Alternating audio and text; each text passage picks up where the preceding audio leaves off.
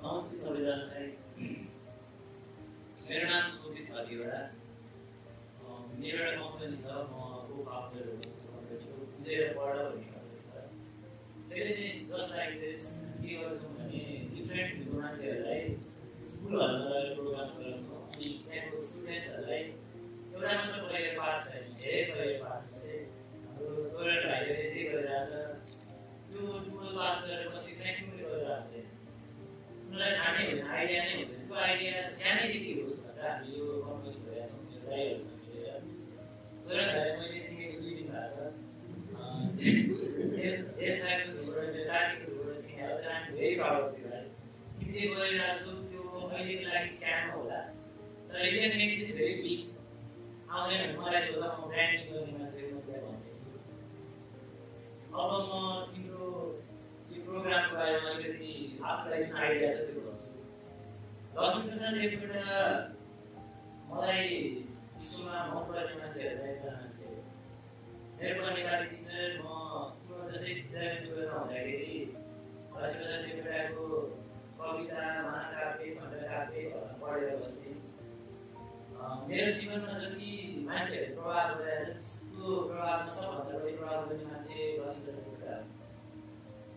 इन्डियाको रवीन्द्रनाथ ट्यागोर, रसियाको दोस्तोयेव्स्की जस्तै नेपालको लक्ष्मीप्रसाद देवकोटा भनेर म मान्छु। उहाँको किताब अक्सफोर्ड युनिभर्सिटीमा त्यसै पढाएको थियो। उहाँलाई यतिकै महाकवि भनेको होइन, स्वच्छन्दतावादी कवि पनि भन्छ मलाई। उहाँ ठाउँको ठाउँ कविता लेख्न सक्नुहुन्थ्यो। अहिले आज यहाँ जुन मुना मदनको कुरा भइरहेको छ त्यो is a kind of classic, एकदमै डिप छ त्यो पोएम मेरो लागि चाहिँ।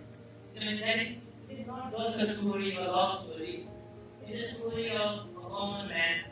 जसरी अहिले एउटा मान्छे पैसा कमाउनको लागि परिवार छोडेर विदेश जान्छ अनि विदेशबाट फर्किँदा उसको कि त छोराछोरी मरेको हुन्छ कि त बुढी। त्यो कहानी नेपालको हरेक गाउँमा छ। यही कहानीलाई लक्ष्मीप्रसाद देवकोटाले मुना मदनमा लेखेका थिए। मुना मदन सुन्ने बित्तिकै मान्छेलाई यो लभ स्टोरी हो जस्तो लाग्छ। It is a love story, of course it is a love story, but it not just a love story. त्यो एउटा कमन नेपाली मान्छेको स्टोरी हो। लक्ष्मीप्रसाद देवकोटा आफूमा एकदमै युनिक मान्छे थिए। जो मान्छे महान हुन्छ ऊ आफूमा एकदमै युनिक हुन्छ। जो अरू जस्तो बन्न खोज्छ ऊ महान हुन सक्दैन। तपाईँले जतिजना मान्छे नाम सुन्नुभएको छ महान भनेर, उहाँहरू एकदमै युनिक हुनुहुन्थ्यो। उहाँहरूले कसैले पनि सुन्नु भएन, आफ्नै बुवा आमाको पनि सुन्नु भएन। त्यही भएर उहाँहरू महान। तपाईँलाई थाहा छ कि थाहा छैन, लक्ष्मीप्रसाद देवकोटालाई पागल भनेर राँचीमा लिएर गएर थाहा छ तपाईँलाई? उहाँले लेखेको कविताहरू मान्छेले बुझेन, त्यही भएर उहाँलाई पागल भनेर राँची लगियो। राँचीमा लगेर दबाई भयो, ट्रिटमेन्ट भयो। तर त्यहाँको एउटा साहित्यकारले लक्ष्मीप्रसाद देवकोटासँग कुरा गरेपछि त्यो मान्छे पागल होइन, यो मान्छे महान हो भनेर उसलाई नेपाल पठाइएको थियो। अब तपाईँहरू कसरी महान हुनुहुन्छ? महान हुनु पर्दैन, सायद मरेपछि मान्छे महान हुन्छ, तर बाँचुन्जेल चाहिँ आफ्नो मनको कुरा गर्ने। आफू जेको बारेमा प्यासनेट हुन्छ त्यसको बारेमा कसैले भनेको नसुनिकन गर्नु। हाम्रो भाइले अहिले गरिरहेको जस्तो अब पनि तिमी जस्तै छु भाइ। मैले मेरो कम्पनी खोल्दाखेरि कसैले सुनेको थिएन, कसैले सपोर्ट गरेको थिएन। भर्खरै स्टार्ट गरे पनि म त्यो कम्पनीमा यति इन्भल्भ छु कि म कसैको सुन्दिनँ। म तिमीलाई कसैको नसुन भन्दिनँ, तर सबैको सुने पनि आफ्नो मनको गर्नु। अब म मुना मदनको बारेमा अलिकति भन्न चाहन्छु। म हल्का टाइम दिन्छु तपाईँहरू है, किन नबुझ्ने होइन। लक्ष्मीप्रसाद देवकोटाले मुना मदन लेखिसकेपछि मुना मदनको ब्याक स्टोरी कति ठाउँमा भन्नुभएको छ, मैले बुकहरूमा पढाएको छु। लक्ष्मीप्रसाद देवकोटाको पनि परिवार थियो। त्यो परिवार लक्ष्मीप्रसाद देवकोटाको पनि आफ्नो श्रीमतीसँग प्रेम थियो, आफ्नो छोराछोरीसँग प्रेम थियो, तर उहाँको छुट्टै दुःख थियो। उहाँले पैसा नभएर ऋण मागेको कहानीहरू तपाईँले सुन्नुभएको छ। लक्ष्मीप्रसाद देवकोटा मर्दा पनि उहाँको ऋण क्लियर भएको थिएन। पछि धेरै मान्छेहरूले उहाँको ऋण क्लियर गर्थे, किनभने उहाँ पछि महान हुनु, तर बाँचुन्जेल उहाँलाई कसैले पनि रेस्पेक्ट दिँदैन। एउटा पोइन्टमा आएर उहाँ शिक्षा मन्त्री हुनुभयो। नेपालको शिक्षा व्यवस्था परिवर्तन गर्नुपर्छ भनेर उहाँले टिममा डिफ्रेन्ट फिल्ड ल्याउनुभयो। त्यो फिल्डहरू डाइभर्स भएर गाउँघरमा पुगेन, काठमाडौँमा मात्रै बस्यो। त्यही भएर काठमाडौँमा भएको मेरो भाइले प्रोग्राम गर्दैछ। तर यो प्रोग्राम काठमाडौँमा मात्र नेपालको हरेक नगरपालिकामा हुनुपर्छ। त्यस्तै खालको प्रोग्राम, नयाँ प्रोग्राम। यो प्रोग्राम नयाँ हो, यो पुरानो मुनामदन भए पनि यो प्रोग्राम किन नयाँ हो भने यो आज यो भाइले गर्दैछ, आज जे हुन्छ त्यो सायद नयाँ हुन्छ। लक्ष्मीप्रसाद देवकोटाको कृतिहरू सबैमा केही न केही दम छ, मुनामदनमा पनि दम छ। मलाई सबभन्दा मनपर्ने कविता जरुर साथीमा पागल भन्ने हो। त्योभन्दा अगाडि म मुनामदनको हल्का स्टोरीमा जान्छु। जो कन्क्लुजनमा भन्नुपर्दा एउटा मान्छे जो पैसा खोजेर जीवन राम्रो बनाउँछु भन्ने खोजेर आफ्नो बुढी छोडेर बाहिर गएर दुःख पाएर फर्किँदा आफ्नो बुढी मरेको पाउँछ। कतै न कतै कन्क्लुजन यही हो। यो कन्क्लुजन सिर्फ मदनको स्टोरी होइन, नेपालमा बस्ने कैयौँ विवाहहरूको स्टोरी हो।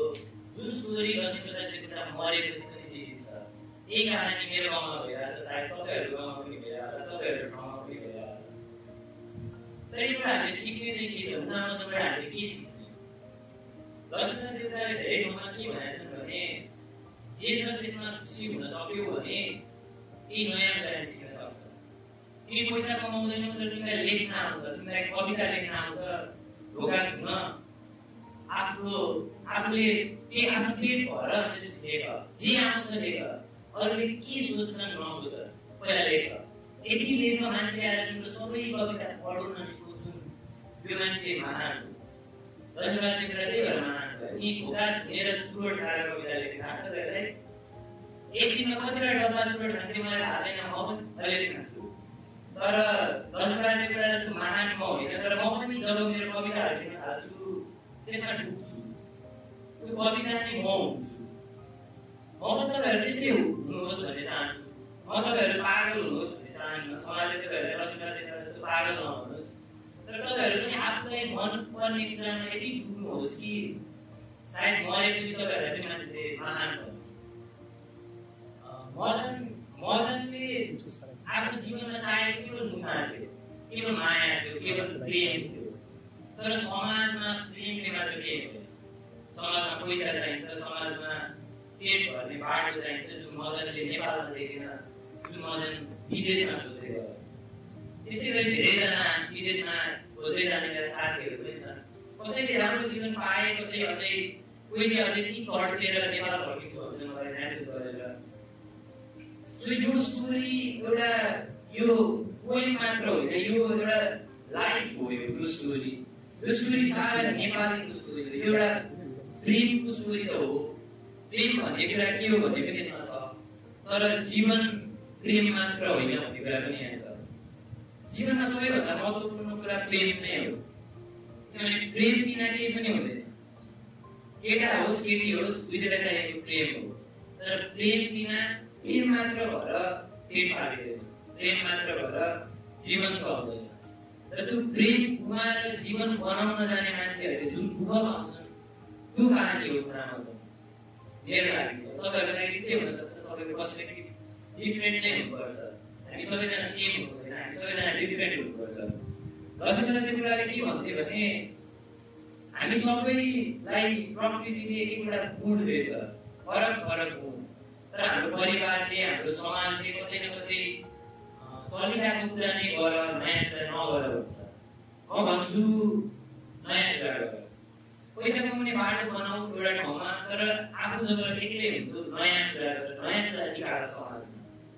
बनिकालले बुझेर पढ भन्ने एउटा प्रोजेक्टबाट, त्यो प्रोजेक्टबाट म स्टुडेन्ट्सहरूलाई के देखाउन चाहन्छु भने तिमीहरूले एक्सप्लोर गर्ने धेरै छ, एउटा मात्र छैन, धेरै छ, 100 छ, 200 वटा छ। तिमी आफै भन नयाँ कुरा ल्याएको देशमा। किनभने नयाँ लक्ष्मीप्रसाद देवकोटा जन्मिन छोडेको देशमा, नयाँ नारायण गोपाल आउन छोडे। नयाँ नारायण गोपाल चाहियो हामीलाई, नयाँ लक्ष्मीप्रसाद देवकोटा चाहियो। पैसा कमाउने मान्छे मात्र चाहिएन हामीलाई। तर यहाँ जो हुनुहुन्छ साहित्य प्रेमी हुनुहुन्छ, मैले थाहैसकेको यिनी कुरा सुनेर। साहित्यमा प्रेम हुने मान्छे एकदमै सेन्सिटिभ हुन्छ, उसले धेरै कुरा फिल गर्छ। तपाईँहरूले फिल गर्नुहुन्छ भन्ने मलाई थाहा छ, त्यही भएर तपाईँहरू यहाँ चाहिँ यहाँ आउनुभएको छ। सायद म यो इभेन्टमा यहाँ हुन्न थियो होला। मैले जब लक्ष्मीप्रसाद देवकोटाको फोटो देखेँ हामीले इन्स्टाको स्टोरीमा, म आउनै पऱ्यो, किनभने लक्ष्मीप्रसाद देवकोटा मलाई एकदमै मनपर्ने मान्छे हो।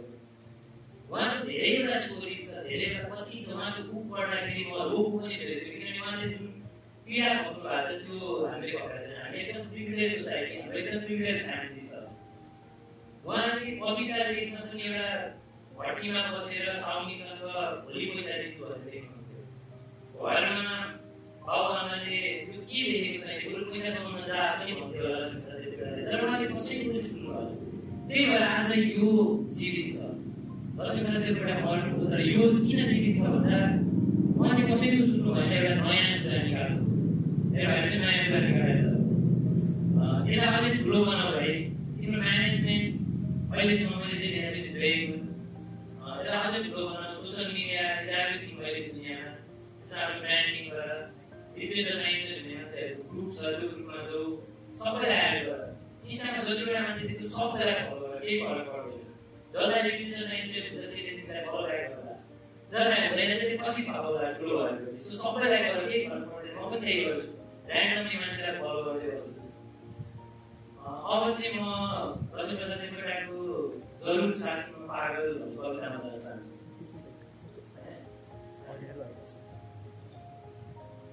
लक्ष्मीप्रसाद देवकोटाको जरुर साथीमा पागल भन्ने कविता मेरो एकदमै मन छुने कविता किन हो भने यो समाजमा मैले भेटेको मेरो टिममा आर्टिस्टहरू हुन्छ जो आफ्नो परिवारको कुरा नसुनिकन आफ्नै आर्ट बनाइरहनु भएको छ, आफ्नै म्युजिक बनाइरहनु भएको छ, आफ्नै पोएम बनाइरहनु भएको छ।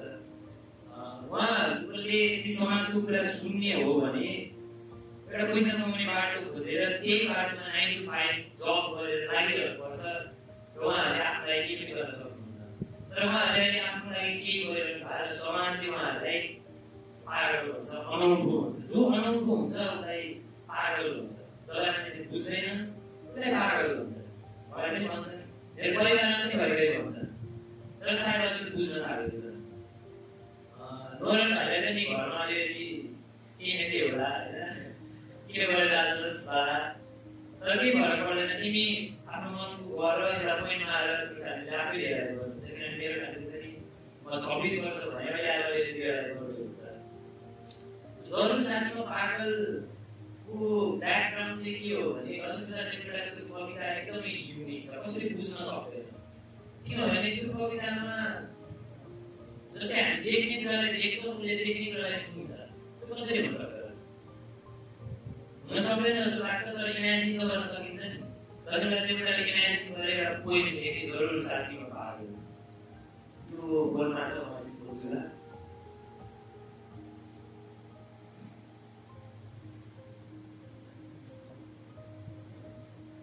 जरुर साथीमा पागल यस्तै छ मेरो हाल। म शब्दलाई देख्दछु, दृश्यलाई सुन्दछु।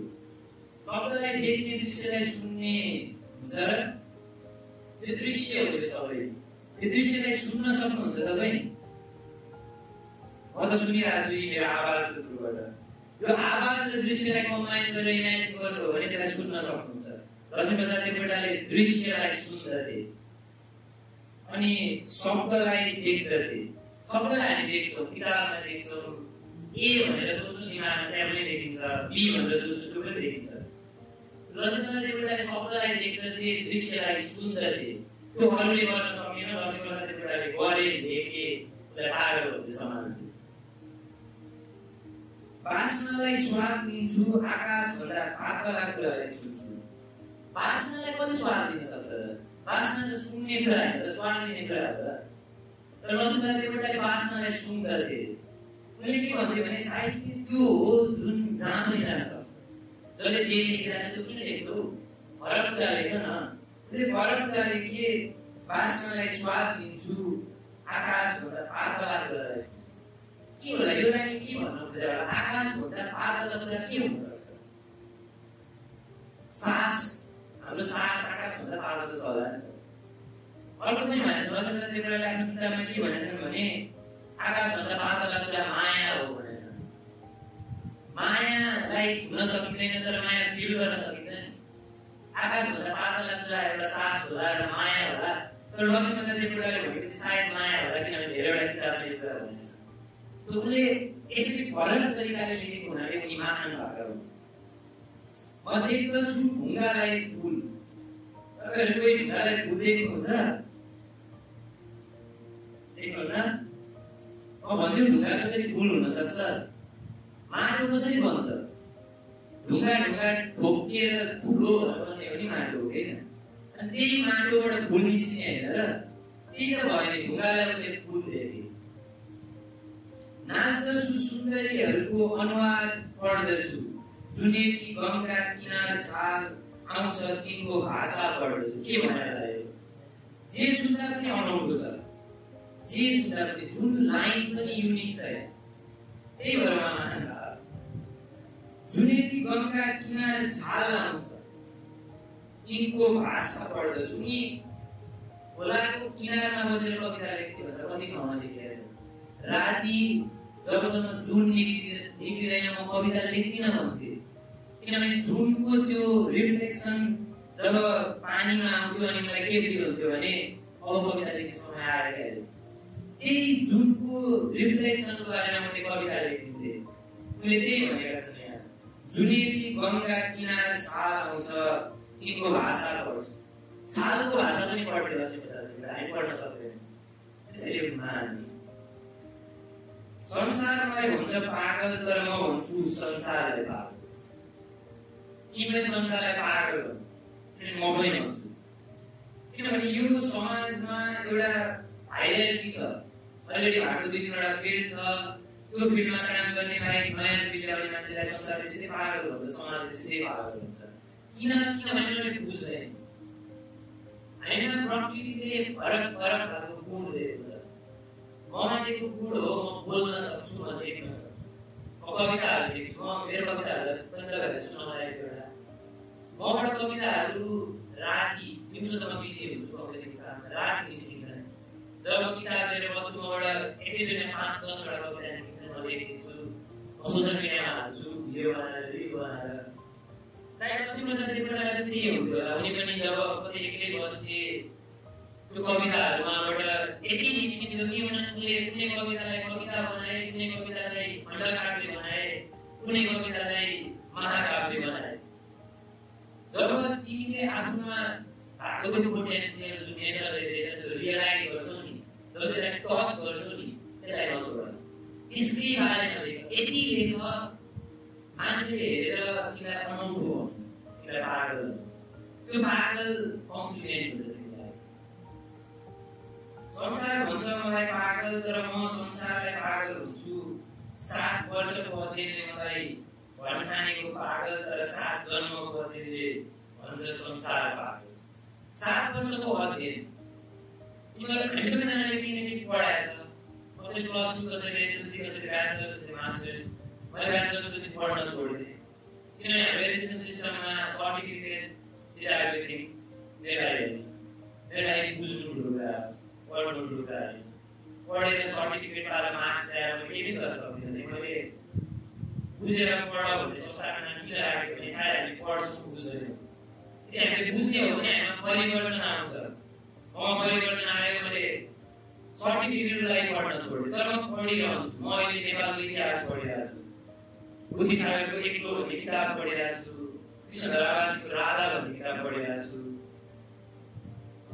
यस्तो किताबहरू पढ्दा मलाई जुन आनन्द आउँछ त्यो एजुकेसन सिस्टमले दिँदैन एजुकेसन सिस्टमले यही किताब पढ किनभने इक्जाममा यही किताबबाट क्वेसन आउँछ पास यही कुरा हो भन्छ त्यो कुरा चित्त नबुझ्ने मान्छे धेरै छन् 3 इडियट भन्ने मुभी हेर्नु भएको छ तपाईँले त्यो 3 इडियट मुभी पनि यही कन्सेप्टमा बनाएको सर्टिफिकेट सबै कुरा त्यो 3 इडियटमा भएको जुन के होला कुङसु बाङ्गो समथिङ त्यो मान्छे इज रियल उसले साँच्चै स्कुल भनेर बसाएको इन्डियामा एजुकेसन सिस्टमबाट एकदमै यो भएन भनेर उसले यो स्कुल भनेर जसको बारेमा त्यहाँको डिरेक्टरले त्यहाँको स्क्रिप्ट राइटरले थाहा पारेर स्टोरी लेखेर आएर अमेरिकनलाई अप्रोच गरेर मुभी बनाए सो त्यो मात्र होइन त्यो मुभी मात्र होइन धेरैवटा मुभीहरू छ यसमा तमासा भन्ने मुभी हेर्नु भएको छ हिन्दी त्यसमा रणबीर कपुरको 2टा पार्ट छन् एउटा पार्ट अफिसमा काम गर्ने एउटा पार्ट थिएटरमा गएर पर्फर्म गर्ने जुनलाई चाहिँ त्यसपछि यो नै म गर्छु भनेर घर परिवारसँग लडेर जान्छ नि हामी सबैको कथा त्यही हो त्यही तमासाको थिएटरमा पर्फर्म गर्ने रणबीर कपुर हामी तर अहिले समाजले हामीलाई 9 to 5 जब गर्ने नै बनाउनु खोज्छ किन थाहा छ तपाईँलाई किनभने यो समाजमा सबैभन्दा ठुलो कुरो पैसा चाहिन्छ पहिला आमालाई पठाउन आयो भने पैसा चाहिन्छ सुटरमा आयो पेट्रोलको पैसा आयो जान पनि पैसा चाहिन्छ पैसा नचाहिने होइन तर लोभ किन गरिबलाई पैसा चाहिन्छ म बुझ्छु करोडपति अरबपतिलाई अझै पैसा किन चाहियो किनभने उहाँहरूलाई डर छ मेरो छोरा मरिसकेपछि मेरो छोराछोरीको भविष्य सुनिश्चित नहुने हो तर उहाँहरूलाई के थाहा छैन भने जुन पैसाको जन्जाल बनाउनु भएको छ यो समाजमा त्यो पैसाको जन्जालले हाम्रो भाइ जस्तो मान्छेहरू कतै न कतै फस्छन् आफूलाई गर्न नलागेको कुरा गर्न पाउँदैन परिवारले भन्छ पैसा कमाउन पहिला अनि त्यो पैसा कमाउने रेसमा जब उनीहरू डुब्छन् भित्र बाहिर निस्किन सक्दैनन् म 25 वर्ष डुबेँ त्यसपछि म त्यो रेसबाट निस्केँ किनभने त्यो पोइन्टमा मलाई रियलाइज भयो अब मैले पैसा भने 25 वर्ष बित्दा 50 वर्ष बित्छ तर मैले मेरो मनको कुरा गर्न पाउँदिनँ त्यसैले मैले काम छोडेँ आफ्नै केही सुरु गरेँ मेरो जस्तै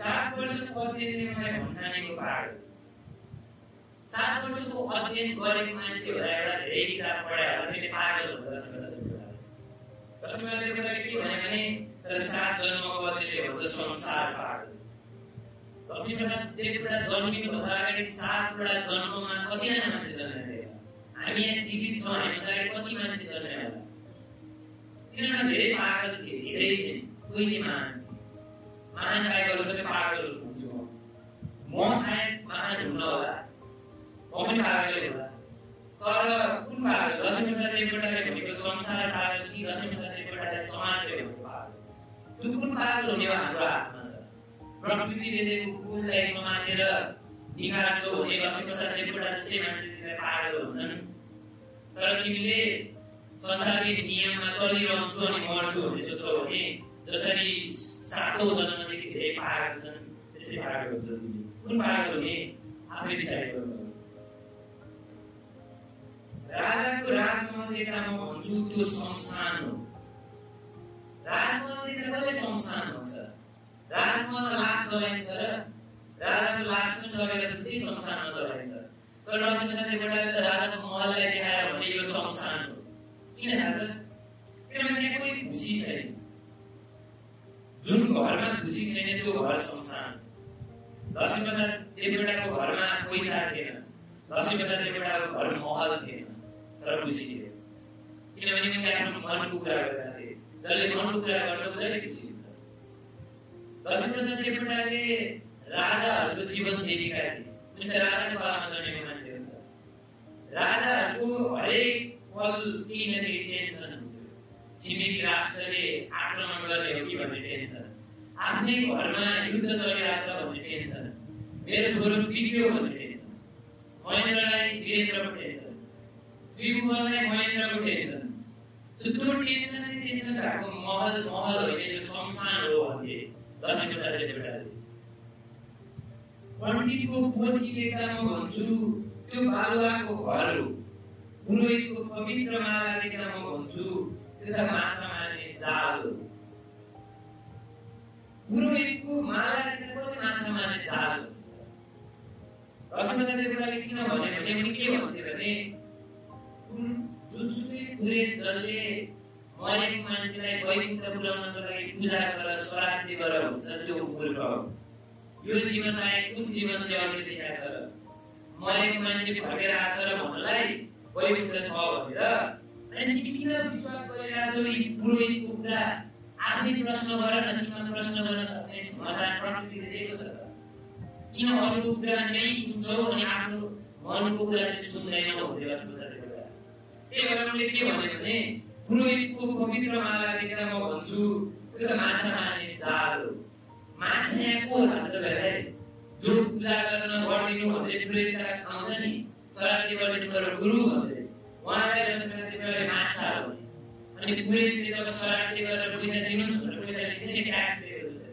त्यसलाई यो माछा मार्ने जाल हो अब यो कुरा सुन्दा को रिसायो होला सोच्नु ती सबै बाहुन रिसाए म पनि बाहुन तर म रिसाएँ ती सबै बाहुन रिसाए ती सबै पण्डित रिसाए जसले पूजा गरेर आफ्नो घर चलाइरहेको थियो उनीहरूले लक्ष्मीप्रसाद देवकोटालाई पागल हुन्थ्यो ती सबै मान्छे जसले घरमा श्राद्ध गर्नुपर्छ उनीहरू पनि रिसाए लक्ष्मीप्रसाद देवकोटालाई पागल भन्थे लक्ष्मीप्रसाद देवकोटाका आफ्नै परिवारमा बाबु आमा जसले श्राद्ध गर्नुपर्छ भन्थे उनले पनि लक्ष्मीप्रसाद देवकोटालाई पागल भन्थे हामीले छोराछोरीले पनि लक्ष्मण देवकोटालाई पागल भन्थे, नेपालका सबै मान्छेले लक्ष्मण देवकोटालाई पागल भन्थे। तर लक्ष्मण देवकोटाले के भन्थे भने तिमीहरू अरूको सुन्छौ, म आफ्नो मात्र सुन्छु, तिमीहरूको लागि म पागल, मेरो लागि तिमीहरू सबै पागल। त्यो देखेर समाज भन्छ पागल पागल, तर म भन्छु यी समाज तिमी नै हो पागल। एउटा राइटर छन् रसियाको दोस्तोयेस्की भन्ने जुन भएको छ, फियोदर दोस्तोयेस्की, राम्ररी प्रनाउन्स गर्न आएन होला तर त्यही हो। उहाँको एउटा क्राइम एन्ड पनिसमेन्ट भन्ने बुक छ, जो चाहिँ त्यो स्टोरीमा एउटा केटाले एउटा केटालाई मार्छ कन्क्लुजनमा जाँदा। तर दोस्तोयेस्कीले के भन्यो भने कसैले कसैलाई त्यसै मार्दैन, कसैले सानोदेखि जे सिकाएको हुन्छ त्यो हाम्रो मस्तिष्कमा हुन्छ। हाम्रो बुवा आमाले, हाम्रो टिचरले हामीले सानोदेखि जे सिकाउनु भयो त्यो हाम्रो मस्तिष्कमा छ। त्यही कुराले हाम्रो एक्सन डिटर्माइन गर्छ। सायद यहाँ जो आउनु भएको छ उहाँलाई सानोमा साहित्यको रस छिराइएको थियो, टिचरहरूले स्कुलमा सिकाउनु भएको थियो। त्यही भएर तपाईँहरू यहाँ आउनुभयो, जे सिकाइयो कतै न कतै त्यही गरिन्छ। मैले सिकेको साहित्य भनेको जीवनमा सबैभन्दा ठुलो कुरो हो। मलाई सबैभन्दा ठुलो कुरो प्रेम हो जस्तो लाग्छ, त्यसपछि साहित्य, त्यसपछि पैसा। पैसालाई मैले 3 मा लगाएको छु, र सुरुमा प्रेम र साहित्यलाई म सबैभन्दा माथि राख्छु जीवनको ठुलो कुराहरूमा। यहाँ साहित्यको कुरा हुनाले म साहित्यको कुरा गर्न चाहन्छु। दोस्तोयेस्कीले के भन्थे भने literature is something that should not bind you. Literature त्यो हुनुपर्छ जसले बाँध्नु भएन, जीवको बारेमा पनि लेख। दोस्तोयेस्कीले मान्छे मारेको बारेमा लेखे, तर दोस्तोयेस्कीले जीवनमा कसैलाई पनि मारेको छैन। तिमीले लेख्न सक्छौ, लेख एउटा केटाले एउटा केटालाई मार्यो यो कारणले, तर त्यो सिर्फ इमेजिनेसन हुन्छ, त्यो रियालिटी होइन। तर त्यो साहित्य हो। तिमी जे सोध्छौ तिम्रो सोच जति परसम्म जान्छ त्यो साहित्य हो। दोस्तोयेस्कीले ब्रदर्स कारामाजोव भन्ने एउटा किताबहरू लेखेका छन्, जहाँ डिफ्रेन्ट सोच भएको, डिफ्रेन्ट पर्सपेक्टिभ भएको मान्छेहरूको स्टोरी छ। एउटाले साइन्समा विश्वास गर्छ, एउटाले रिलिजन। तिनीहरू सबैको स्टोरी कम्बाइन गरेर लेखेको किताबमा त्यो किताब दोस्तोयेस्कीले लेखेको हो, तर त्यो सबै क्यारेक्टर दोस्तोयेस्कीले कोठामा बसेर इमेजिन गरेर। इमेजिनेसन भन्दा ठुलो कुरा केही छैन भनेर सायद आइन्स्टाइनले पनि भनेको थियो होला। त्यो साहित्य भनेको इमेजिनेसन। जे इमेजिन गर्न सक्छौ लेख, लेख्दैमा केही फरक पर्दैन। समाजले भन्दा किन लेखेको भन, किनभने मन लाग्यो। तपाईँ पनि लेख्नु न, सक्नु होइन भने मलाई नलेख्नु भन्नु। म पनि भन्छु घरमा, मेरो घरमा परिक्रम छ यही विषयमा। तर म के भन्छु भने हामी सबै प्रकृतिको अंश हो। यो कोठामा रुख फुल मैले देख्न, रुख फुल भएको कोठा मलाई मनपर्छ, क्याफेहरू पनि रुख फुल भएको ठाउँमा म जान्छु। तर रुख फुल नभए पनि यो जुन सिमेन्ट छ यो माटोबाट बनाएको हो, माटो भने प्रकृति हो। हाम्रो जिउ बुवा आमाबाट आएको हो, बुवा आमाको बुवा आमाबाट बुवा आमा आएको हो। त्यसै गरी मिलाउँदै जाने भने यो पृथ्वीबाट हामी सबैजना आएको हो। यो पृथ्वी भनेको प्रकृति हो। तर प्रकृति पृथ्वी मात्र होइन, आकाश पनि प्रकृति हो, हावा पनि प्रकृति हो, स्पेस पनि प्रकृति हो, मार्स पनि प्रकृति हो, सबै प्लानेटहरू प्रकृति हो, युनिभर्स पनि प्रकृति हो, मल्टिभर्स पनि प्रकृति हो। जे छ त्यो प्रकृति हो। अनि यो प्रकृतिले सबै कुरा फरक बनाएको छ। यहाँ हेर्नु, हामी सबै फरक खालको मान्छे छौँ। हामी सबैको नाक फरक छ, आँखा फरक छ, जिउ फरक छ, सबै थोक फरक छ। किनभने प्रकृतिलाई एउटै कुरा बनाउन अल्छी लाग्छ। फरक फरक कुरा बनाउँछ प्रकृतिले, अनि फरक फरक गुण दिन्छ। मलाई कविता लेख्ने, बोल्ने गुण दिएको छ। मलाई घरमा धेरै बोल्छस् भन्छन्, तर त्यो प्रकृतिले दिएको गुण हो। म कसैलाई म नबोली बस्छु भनौँ, मेरो गुण हो त्यो। मैले थाहा पाएँ मेरो गुण हो भनेर। मेरो भाइ चाहिँ यहाँ अभिन पछाडि बसिरहेछ, त्यसमा पनि एउटा गुण छ। सानोमा डोजर बनाउँथ्यो सिरिजले, गाडी बनाउँथ्यो काठले, त्यो गुण दिएको होला प्रकृतिले। तर यो एजुकेसन सिस्टममा अब कम्प्युटर इन्जिनियरिङ गर्दैछ, त्यो गुण उसको कतै न कतै मर्यो। के एजुकेसन सिस्टमले हाम्रो गुण मान्ने हो त? म त्यसकै लागि लडिरहेको छु कम्पनीको थ्रुबाट। तपाईँहरू सबैमा केही न केही गुण छ मलाई थाहा छ। म तपाईँहरूलाई पर्सनली चिन्दिनँ। मेरो कम्पनी छ, मेरो प्रोजेक्ट छ, मलाई इच्छा एड गर्नु, तपाईँहरूसँग पर्सनली कुरा पनि गरेर मलाई मान्छेहरूसँग कुरा गर्न गफ गर्न मजा आउँछ। मेरो भाइमा पनि केही गुण रहेछ, किनभने लक्ष्मीप्रसाद देवकोटाको कवितालाई रिइमेजिन भनेर यसरी गर्नु पनि एउटा गुण हो, पुरानो कुरालाई नयाँ बनाउनु पनि एउटा गुण हो है। त्यसलाई नछोड, त्यसलाई अझै निकालेर जाऊ। तिम्रो अरू इभेन्टहरू पनि म आउँछु, मेरो साथीहरूलाई पनि लिएर आउँछु, मेरो ग्रुप नै लिएर आउँछु। तिम्रो ब्रान्डिङ गर्नु पर्यो भने मलाई भन, मेरो थ्रुबाट गर्दैछ। अब अहिलेको लागि म धेरै कुरा गर्दिनँ, लास्ट आफ्नो कविता भनेर दिया हुन्छ है। लक्ष्मीप्रसाद देवकोटा जस्तै जरुर साथीमा पागल जस्तै मैले एउटा कविता लेखेको छु। कविताको शीर्षक के म मूर्ख हुँ। म हरियो घाँस देख्छु, म हरियो पात देख्छु, म रुख देख्छु, अनि त्यो हरियालीले मलाई बोल्छ। त्यो हरियाली देखेर म यति खुसी हुन्छु। प्रकृतिमा रमाउनु मेरो लागि सबैभन्दा ठुलो कुरा हो। तर मान्छे मैले छोएको पात, मैले हेरेको रुख देखेर किन टोलाइरहेको भन्छन्, के म मूर्ख हुँ? म आफ्नो मनको मात्र गर्छु, जे आउँछ लेख्छु, जे भन्न मन लाग्छ त्यसरी भनिदिन्छु। मनमा लुकाउन केही छैन, किनभने म मर्छु, मरेपछि लुकाएको कुरा पनि मसँगै जान्छ। त्यही भएर जे छ म सिधै भनिदिन्छु। अनि मान्छेले मलाई कहिले काहीँ किन यस्तो हरकत देखाउँछस् भन्छ, के म मूर्ख हुँ? मेरो साथीभाइहरूसँग सम्बन्ध टुटिरहन्छ, मलाई चित्त बुझेन भने म सिधै भनिदिन्छु। उनीहरूलाई चित्त बुझ्दैन, सम्बन्ध विच्छेद गरिदिन्छन्। उनीहरू फेरि आयो भने म बोलिदिन्छु, आएन भने म बोल्दिनँ। मान्छेले फेरि मलाई मूर्ख भन्छन्, समाज यसरी चल्दैन भन्छन्, के म मूर्ख हुँ? समाजमा पैसा सबैभन्दा ठुलो कुरो किन भयो? समाजमा सबैभन्दा ठुलो कुरो पैसा कमाउने को?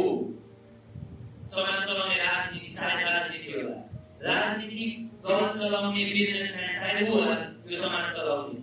तर उसँग पैसा छ, हामीसँग छैन। अनि पैसा नहुने मान्छे चाहिँ आफ्नो मनको कुरा गर्न नपाउने समाजमा बाँच्नु किन पर्यो? यो समाज परिवर्तन गर्न मन लागे, मलाई मान्छेले पागल भने मूर्ख भने के? म मूर्ख हुँ।